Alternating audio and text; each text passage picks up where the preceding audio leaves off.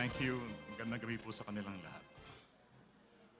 In a rush to get here on time, I left my printout, so I'm going to have to excuse myself by reading from my phone, on which I've kept a copy.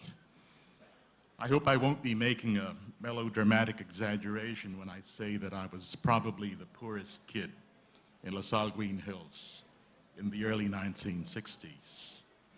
My family was going through some very hard times, to the point that some of my siblings had to stop schooling altogether or to go to public school just so I could stay on at LaSalle. I was the eldest of 5 children, and my parents, staunchly middle class, but very bright and hardworking, were determined that I should go to the best school they knew of, even if they really couldn't afford it. They scrimped and saved, begged and borrowed, and I was able to complete my full elementary schooling from prep to grade 7 in LaSalle before moving on to the Philippine Science High School.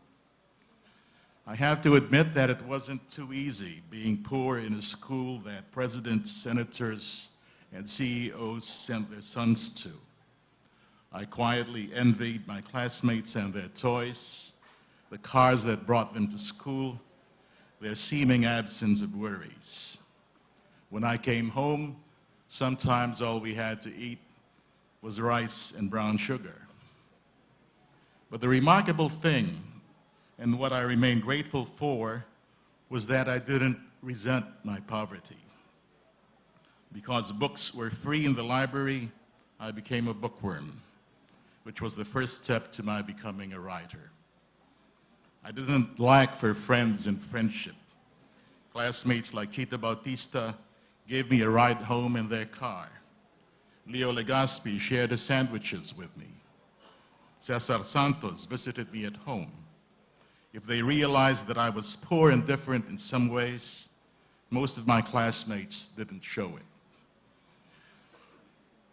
The brothers did know my situation because I was always falling behind in paying my fees. But they showed me great compassion and charity.